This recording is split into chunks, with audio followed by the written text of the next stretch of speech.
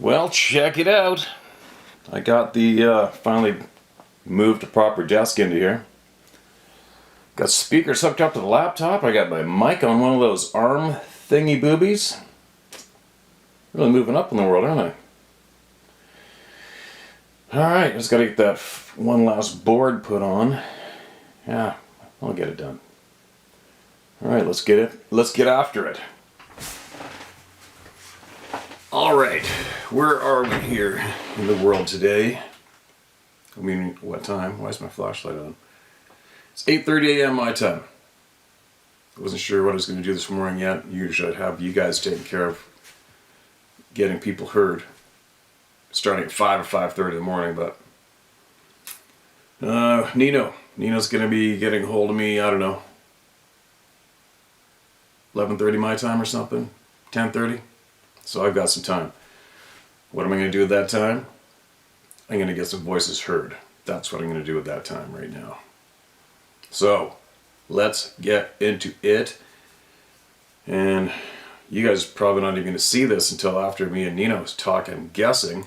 And I haven't a clue where we're going to be airing this yet. I'm sorry, I know that's a little dumb, but I'll figure that out shortly. But what I might do, because I'm not sure if he's going to put on his Nino TV or what he's going to do with this on his end, but maybe I'll set up another camera and I'll record us talking here, so to be certain that you guys don't miss out.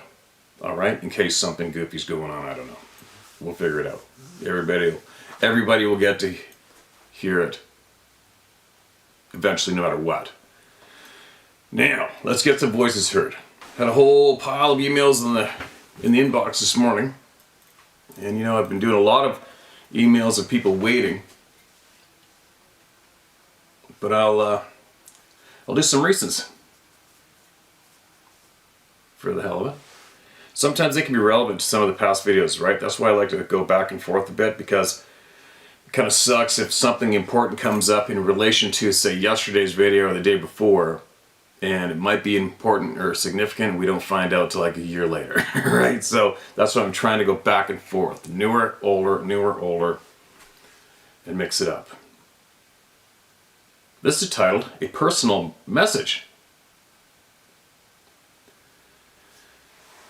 Is this to be shared? Steve, you read a few of my encounters on your channel a few years ago, and thanks so much for that sharing opportunity. This particular message is more just for you and not for the public. But if there's any detail I've included here you feel would be helpful to others, like the video or just general insights or takeaways, please feel free to share those items. Alright. I heard you relate your story of what went down with your parents when you were a kid on your live feed today. First, I just want to say I'm sorry life shouldn't be that way, and that really sucks. Unfortunately, it's the result of the influencing spirit of the age we live in, and it's called narcissism. If you haven't already, and you probably do know this already, you should look into malignant narcissism. I can guarantee you that your messed up step monster was one, and your mother was his enabler, unfortunately. And no, you aren't wrong for wanting to out the evil people in this world. That is the sense of justice and protection of others that's coming out of you, and that is a godly thing.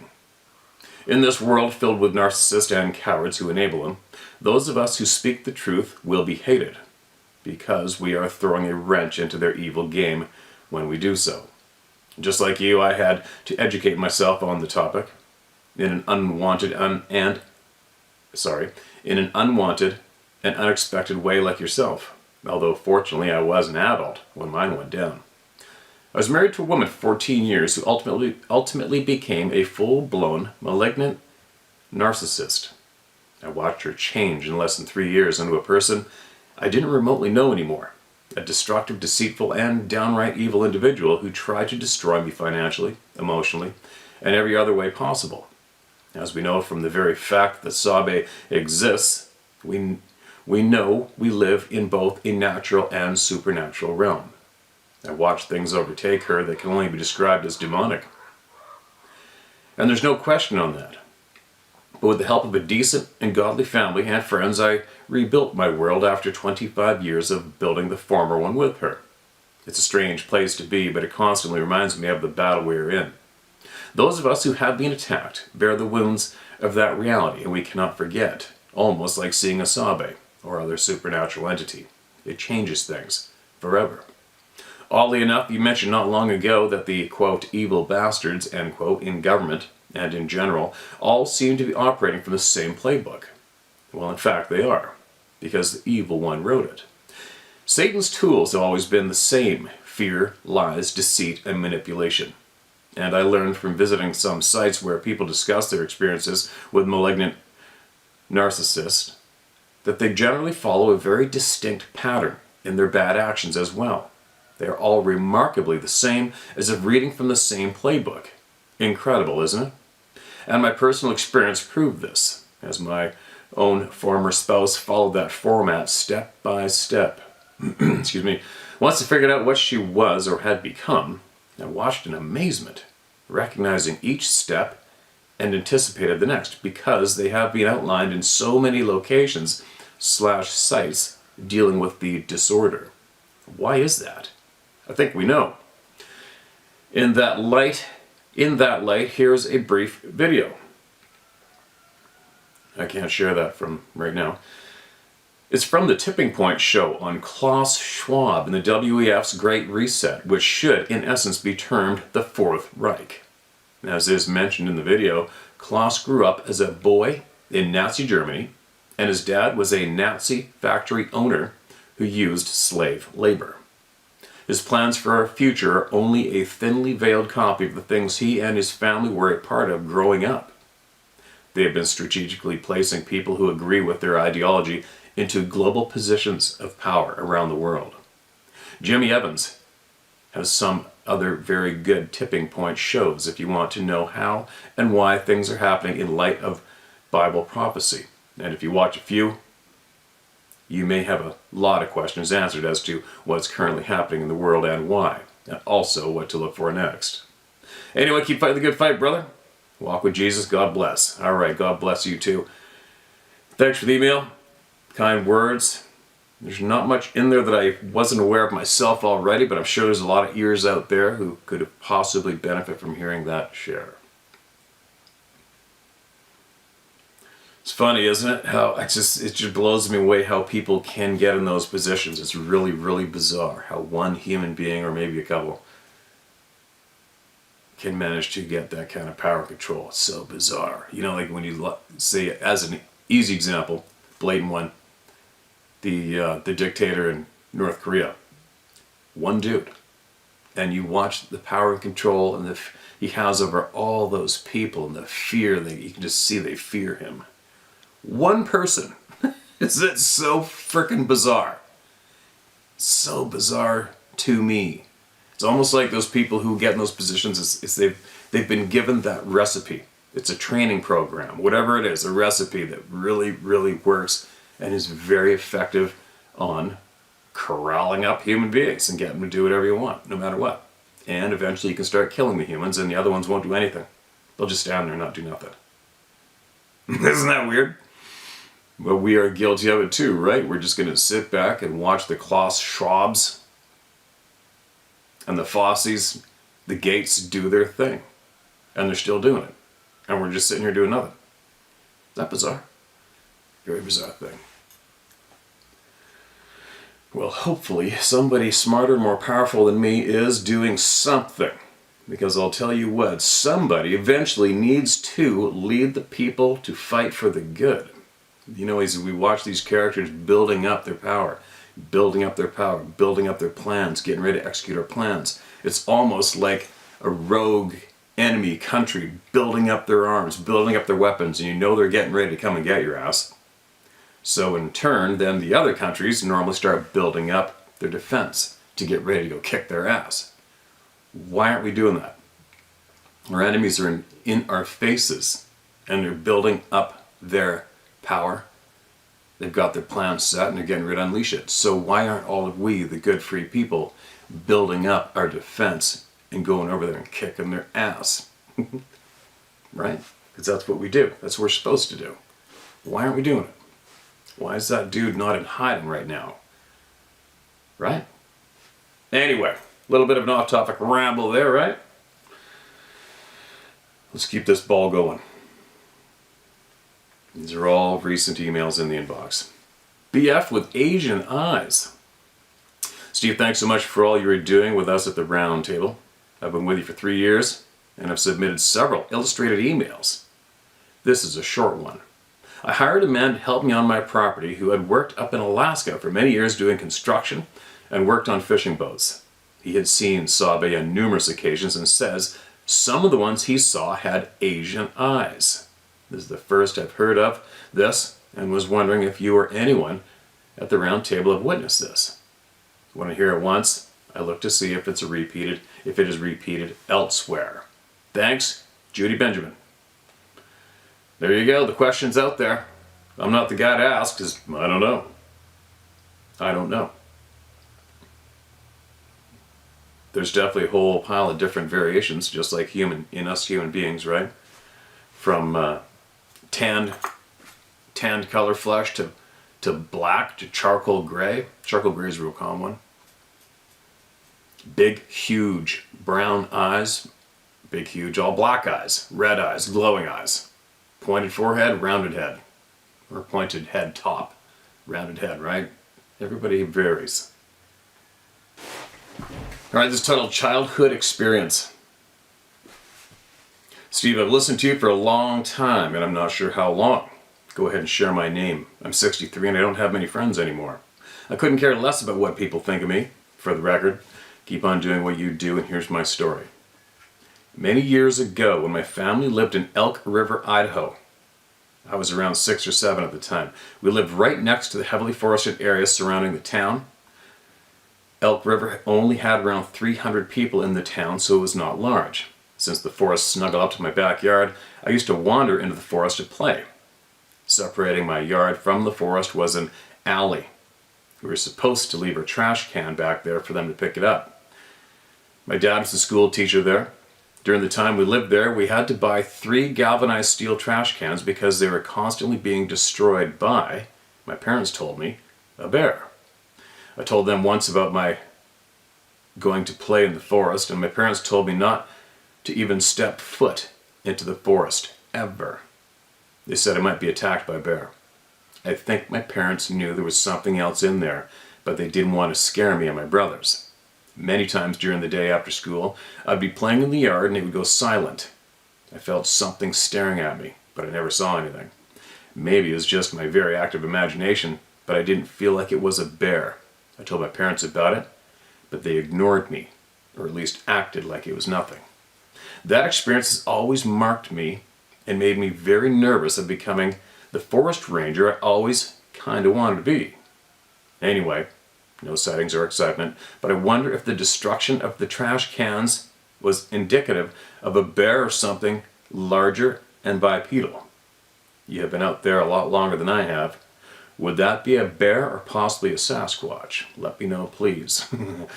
Don't know, wasn't there, but your gut is already telling you what it was. Right? Your gut knows. You already know. So keep trying to tell everybody. You already know the answer. It's inside you. You know. It's your intuition. Your intuition, your sixth sense is there. Lots of people just aren't connected to it intimately yet. Right? You already know. Sounds like your parents knew too. Alright, experiences. My name is Larry Ganger. I'm 78 years young and I presently live in southeastern Arizona. I've been listening to your Sabe channel podcast since shortly after you separated How to Hunt from the Sabe experiences. I love your channel, Steve, because it's informative and the truth is getting out, and I appreciate your honesty and straightforward, no BS approach. I've told many people of my experiences and I don't care what they think. I want to tell you of 2 experiences. One Sabe and one I don't know, but would like your opinion on. Both encounters happen in Oregon. I've had many other supernatural experiences that do not fit what you're doing here, so I will not tell those. Experience 1, July 76. My wife and 2 children, ages 12 and 7, moved across the Oregon Cascade Mountain Range from Corvallis, Oregon to Sisters, Oregon. Or at the time, Sisters was a small 800 people community at the base of the east side of the Central Oregon Cascade Mountain Range. I was so naive as to forest management, I didn't know there were designated areas to get firewood. I thought I could just go anywhere to get what I needed. On a Saturday in late October or early November, we were running low on kindling, so we decided to go south of Sisters about 12 miles alongside the road where there was a large growth of 2 to 3 inch diameter trees with many blowdowns on the ground. We figured they would be easy to collect, saw up, and load into our vehicle trunks. The morning was chilly, high 20s, low 30s, so about 8 a.m. we bundled the kids and ourselves and headed out in our 2-car caravan. On arriving at our spot, we pulled off the road and got busy. The only tool I had was a small bow saw. While my family gathered the poles, I began sawing. We quickly loaded my wife's trunk and she took the kids and headed back for town. Once they were gone, I started sawing wood to load in my car. But after a couple of minutes, every hair on my neck, arms, and spine stood up. I felt I was in danger, that I should leave. There was no mind speak, or fear, mind you, just an intense feeling that I was in danger and needed to leave. I also knew something had eyes on me. I immediately stood up as my gaze was drawn to a downed tree about 40 feet away. It had snapped about 4 feet off the ground and had been there a while, as there were weeds and branches obscuring any sight underneath the tree. I studied that tree briefly, looking for something out of place, but I saw nothing. I then slowly did a full 360 turn, looking for a sign of any indication of an animal in the vicinity. But again, I saw nothing. I later learned I should have looked up into the trees, but it never occurred to me then. I chided myself for an overactive imagination, so I knelt back down and I got back to work. Almost immediately, the hair again stood up and those feelings and thoughts came back. So I stood and repeated the slow turn, looking for signs something was out of place. Nothing. Again, I studied the downed tree to see if I could see anything behind it, but to no avail. Again, I shrugged it off as imagination and knelt to get back to work. The feelings and hair stood up, but this time, as I stood, and I don't know why, I said out loud to myself, more to myself than anyone or anything else, "All right, I got the message. I'm leaving." It took me 2 trips to get all the wood and my saw to the car, but once loaded, I went to the driver's side door, took one last look around, got in, started the car, and left. Never saw or heard or smelled anything unusual or out of place. On the following Monday, when I went to get the kids from the babysitters, I must have said something to her. Her husband is part Native American, and at the time was a heavy equipment operator for the Forest Service. 3 days later, when I went to collect the kids, Bill was home. I'll call him Bill, not his real name. And he was known for being a straight shooter, and not one to BS people. I stopped at the picnic table and said hi, and he said to get some iced tea or coffee and come back to talk to him. When I returned, he immediately asked me to tell him what happened the Saturday before, so I told him. He asked if I knew what it was that bothered me, so I told him I really didn't know, but figured it was probably a cougar, a bobcat, or a bear. He said, "I have 3 comments. You have some brave to take a warning like that 3 times, plus make 2 trips to go back to the rest of the wood after you were warned." He smiled. "Did you check the trees above you?" Dumbfoundedly, I shook my head. "No." "You should have." Then Bill asked something I've heard you say. "You ever heard of an apex predator giving a warning before attacking?" I thought for a minute and replied, "No." "So what do you think it was then?" he asked. I shrugged my shoulders and told him I had no idea. He asked, "Could it have been a Bigfoot?" I thought he was joking, so I laughed and said something to the effect that I believed they could be real, but that they were myths or folk tales. Weren't they? For the next hour plus, he related his personal experiences with the people of the forest. I want to tell one of his stories. Bill was on a job site in Washington State using a D8 cat to cut a road into an area that was going to be logged. He was on the side of the mountain when he stopped for lunch. Where he stopped had about 600 to 700 cliff drop off on his right. He sat on the edge of the cat with his legs dangling over the track to eat and enjoy the scenery of the valley below. As he took a bite of his second sandwich, he heard a faint noise behind him, but on the other side of the cat. He turned to look, and to his surprise, his face was about 18 inches away from a huge Sabe face. It was leaning on the track, looking at him with a faint smile on his face. He said he knew he was in no danger, and he felt no fear. Crazy. For some reason that morning, he had asked the place he was staying at to pack an extra sandwich for his lunch. He slowly reached into his lunchbox, grabbed the sandwich, unwrapped it, and held it out to his new friend. The Sabe took it, ate it in one bite, pushed off the track, gave a slight grunt, turned, and walked off into the woods, giving him one last look over on the way. After hearing all his encounters, I left their house that night a firm believer in the forest people. Experience 2.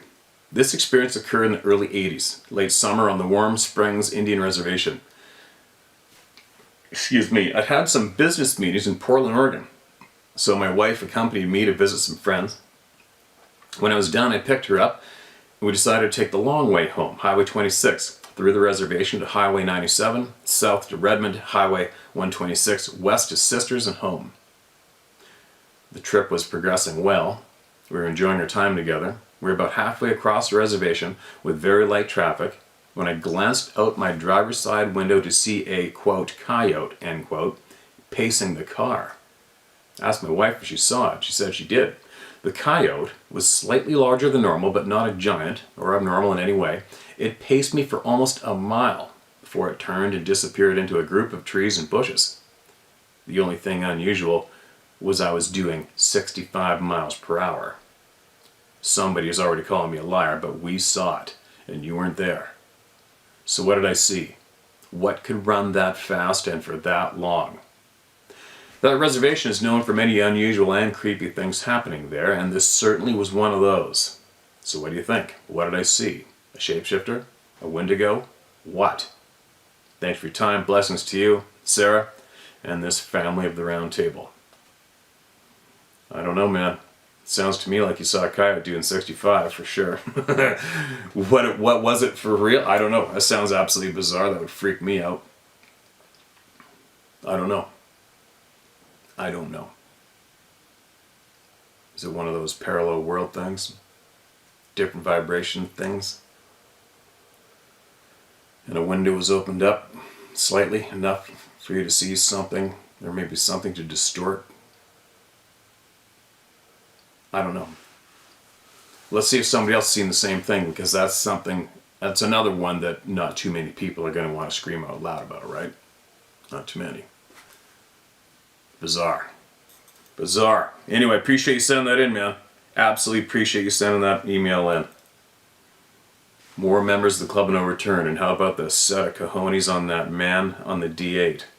18 inches from your face. Who wouldn't absolutely shit themselves? Right? Freeze, panic, cry, fetal position, suck your thumb. I'll just open up my lunch box and give him a snack. Here, buddy. Right? Crazy. Lots of people have different reactions to all sorts of different circumstances, though, right? I've seen people freeze. I've seen people run screaming.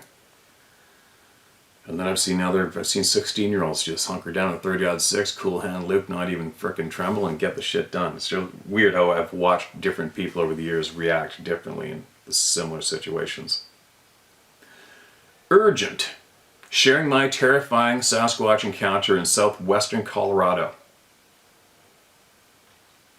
Hello, Steve. I hope this email finds you well, as I urgently need to share a spine-chilling encounter I had during an elk hunting trip in southwestern Colorado, near Norwood, back in 2018. It's a story that has left me trembling with fear and uncertainty. As a retired law enforcement officer with extensive experience in the mountains, I thought I had seen it all. But that fateful day in the forest changed everything. Before I entered the woods, an eerie sense of being watched sent shivers down my spine. I could feel an unseen presence lurking in the shadows, making me question every step I took. And then the unimaginable happened.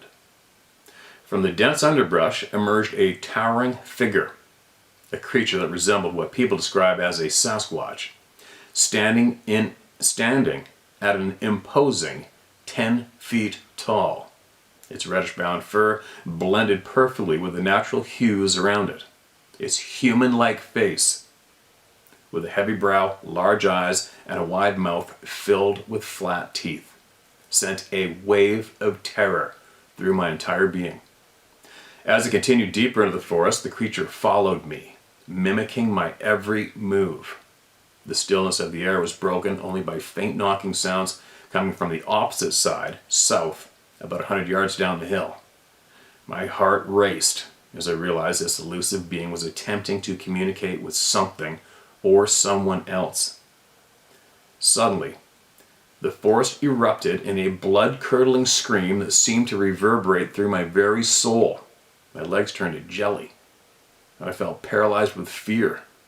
I knew then that I had stumbled upon something beyond comprehension, and I couldn't bring myself to believe what I was witnessing.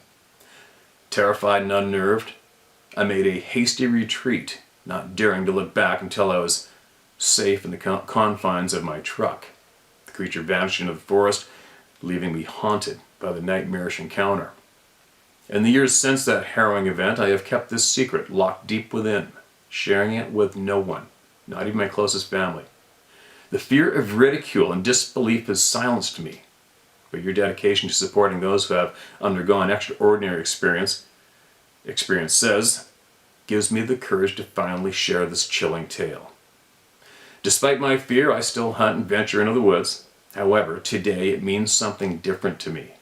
Every rustle of leaves and snap of a twig sends a jolt of anxiety through my body.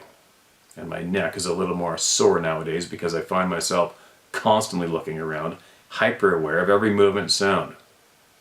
Steve, I need to express my deepest gratitude for the impact you have had on the lives of individuals like me.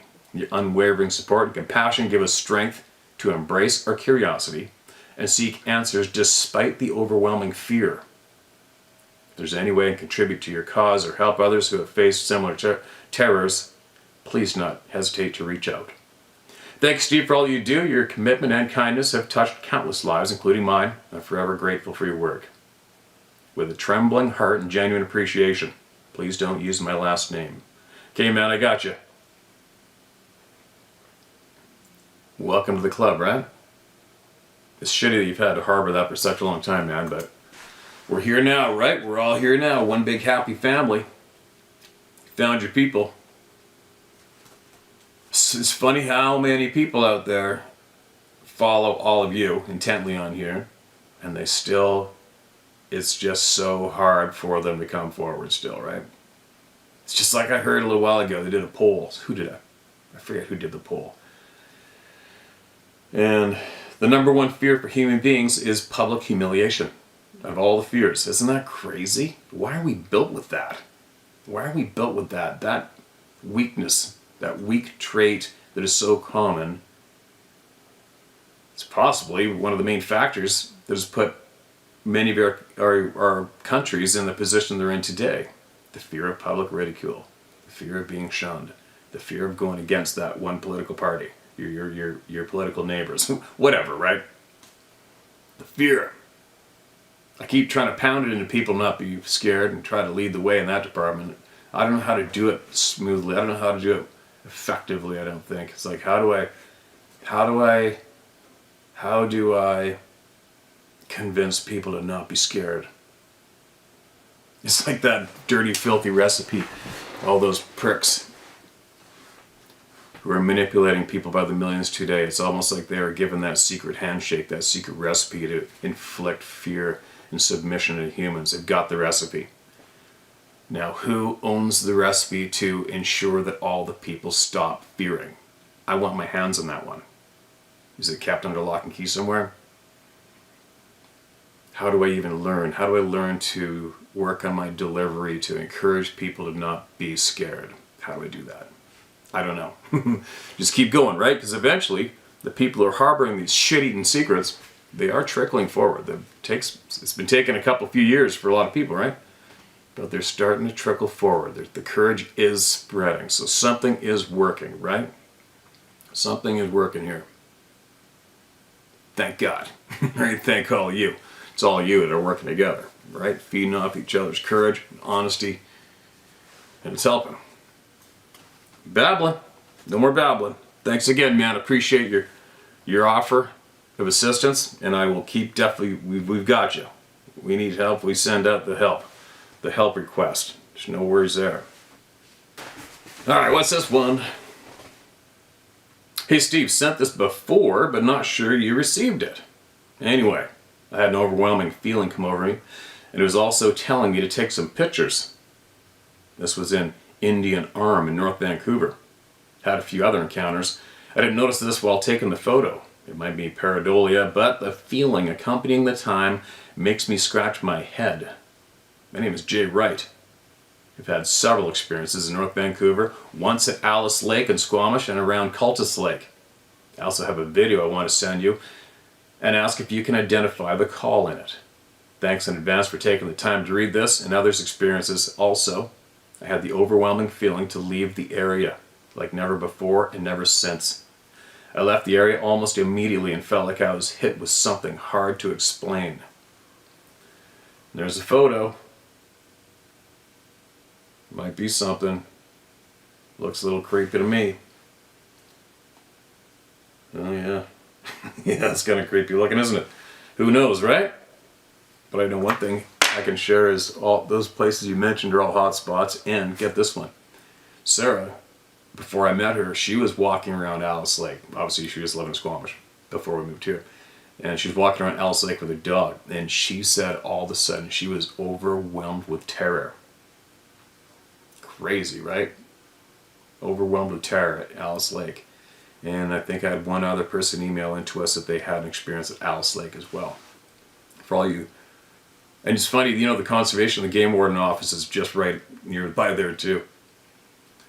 Anybody curious where Alice Lake is? It's just north of Squamish. Up the highway, a couple miles, hanging right, but tucked in there. Some people might think, oh, it's too close to town. No. You look at those hills, those timbered hills just above the city of Vancouver. Hot spots.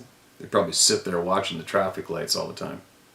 Gambier Island, Howe Sound, all along the whole length of Howe Sound. They're there, right? They're there. Both sides. They're everywhere. It's not, I don't mean they're everywhere all the time, but if there's that timbered mountain right there in BC, they are either there or they've been there or they're going to be there. That's just the way it is. Interesting. Did you send the video on here? Let me have a look, sorry. Got the two pictures. Okay, all you sent was the pictures. Alright, so you're going to have to send the video somehow or else or load it up on YouTube or something, alright, man? Send away. We'll see what if I can recognize anything. Alright. Who's next? What time is it? 9 o'clock? Getting close to go time. Alright. This is titled A Couple Stories and My Answers. Hello, Stephen family. Bill again. So grateful for everything you and everyone else is doing for all of us. My wife and I both recently had encounters. Both happened on the same road, maybe a mile apart. My wife is a healthcare provider, and one of her clients lives on the south side of Mad River Mountain in northwest central Ohio. This is one of 2 ski resorts here in Ohio, so it's kind of hilly.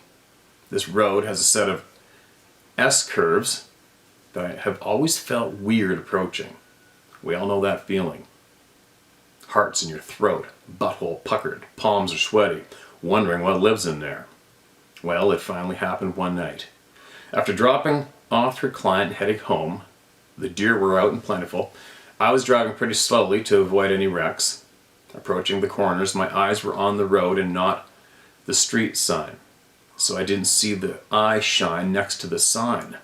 My wife said, "There's eyes, and they're crouching." What crouches?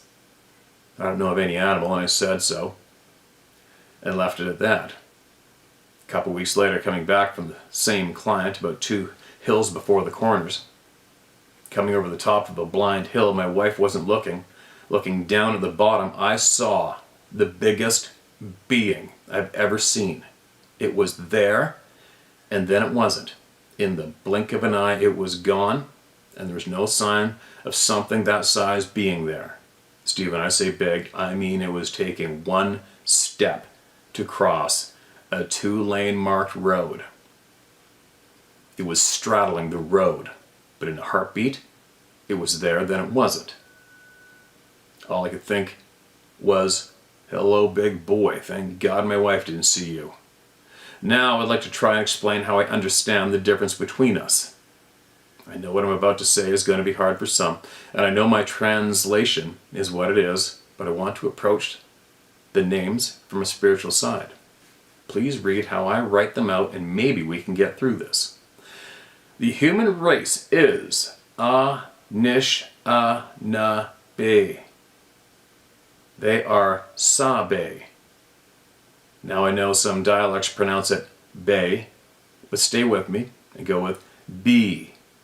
B is the common connection. B equals God, that which connects everything, the Creator. We are Anishinaabe, we the people.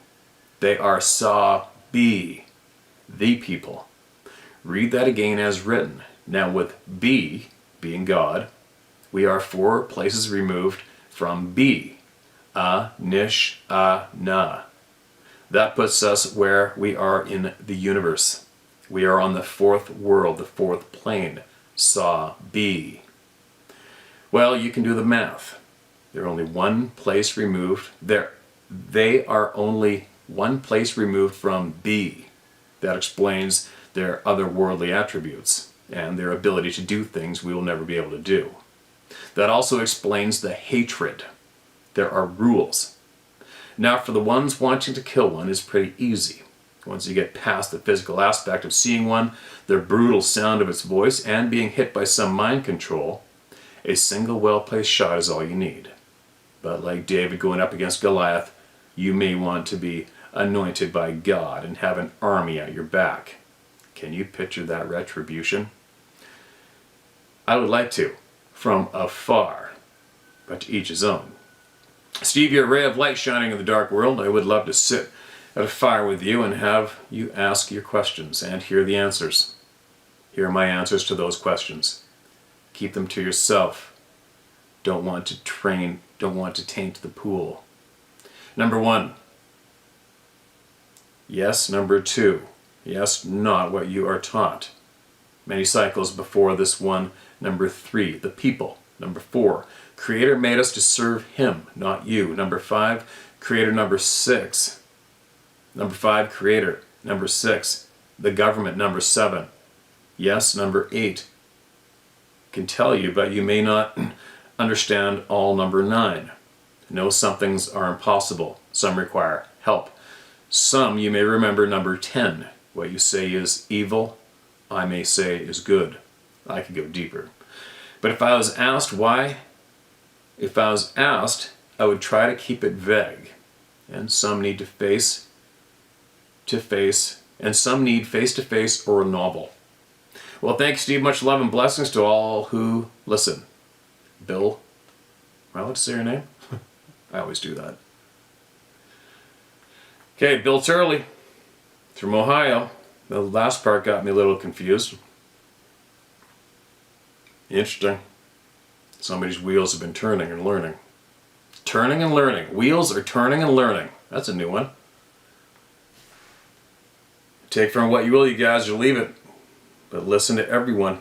There's some extremely important messages in a lot of these emails from people around the globe, right? Extremely important.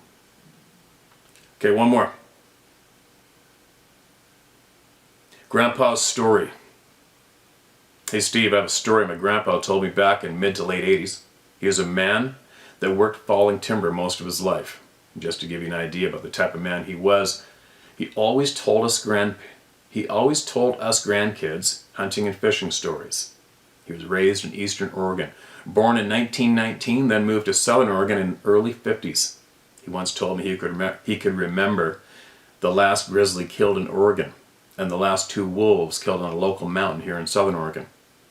So, to his story.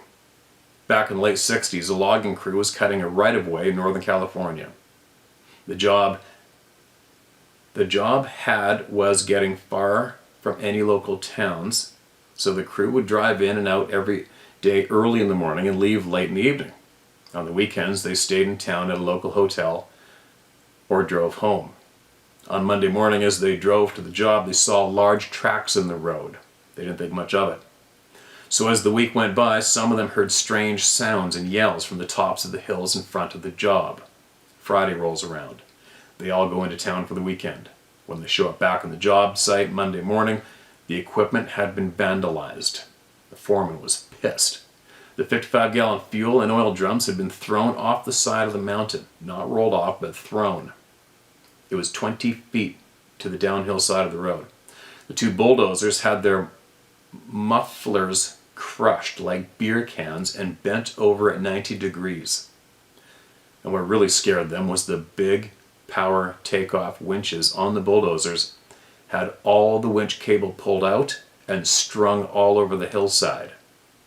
Some of the chainsaws were never found. Grandpa said he thought they were in the bottom of the canyon down the hill. All the gas cans had also been crushed like beer cans. Half the crew left that night and never worked that job again. No doubt. The remaining men got told to go home for a week or 2 and wait for a phone call to come back to work. When they all got the calls, the boss told them the problem has been handled, that they wouldn't have any more issues with local wildlife. It all hit home when you spoke about the Patterson-Gimlin extra film footage. I wish he was still alive to ask. Thanks for all the work, Steve. Keep up the faith. Yours truly, as I've been told, Grandpa didn't lie. Kenneth Morgan. You can use my name if you like. God bless. There you go. Boom. Somebody directly connected to some of the past big experiences we're aware of is here and chimes in. There you go. Take from it what you will or leave it. Imagine seeing that display. That's delivering a big ass message, right? Big one. Now, how many of you would have the balls to go right back to work and go, up yours? Right? Now, did they kill those beings? It sure is. The evidence is pointing that way. And I've spoken to somebody who I trust in my life that claims to have allegedly seen that extra footage. M.K. Davis knows a lot about that topic. Good man. And recently I asked someone who I believe is absolutely in the know with these beings. And very busy person. We'll be connecting in real time as soon as I can. But I just sent a quick email and said, hey, just a quick question. I don't need a bunch of time, but I said, just give me a yes or no. Are there human beings actively seeking these beings out to kill them? She replied to me, absolutely. There you go. Now, how long have people been killing these beings? Or whatever, whoever's doing it. How long, right? How long have there been human beings with the skills and the knowledge actively killing these beings? That's one of my biggest questions for me. You probably heard me ask it for quite a while. I want to know who is killing these beings. Who? That would answer a lot, but that would crack open. That's going to crack open some big ones, right? But everything's connected. Every single thing about our existence is connected. There's no way getting out of that. There's no way.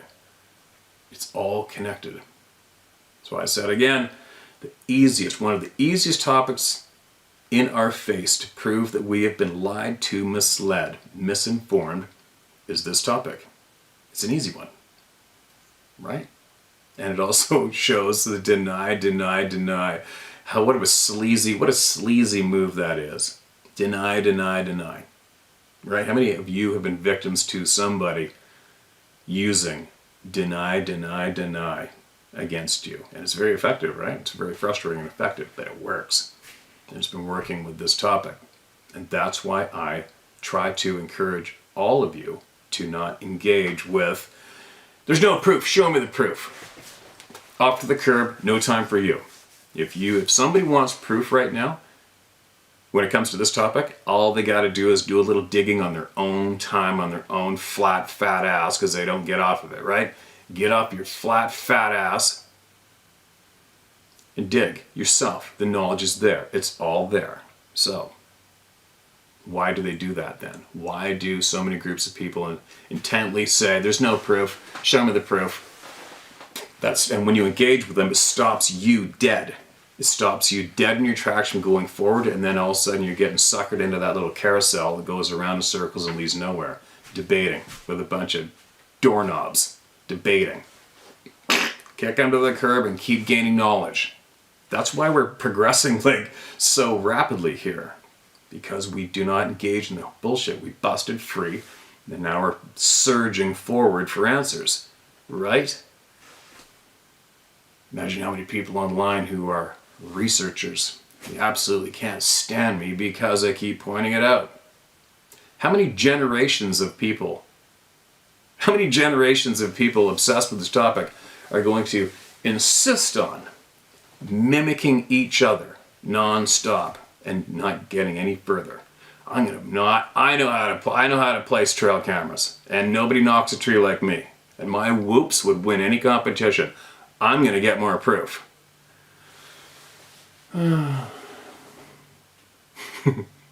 Poor bastards. How many more generations of people doing the same thing, dying with the same no answers, and then somebody fills that position and keeps doing the same shit? I feel bad for those people because they're stuck. They got sucked into that carousel. Right? Move forward. Kick the carousel to the curb. Throw some salt in its bearings and seize it up. And start surging forward and grab the frickin' knowledge. Anyway, speaking of knowledge, I gotta get my ass in gear because we have to get Nino and his people topped up with facts from all of you, right? I'll be back shortly.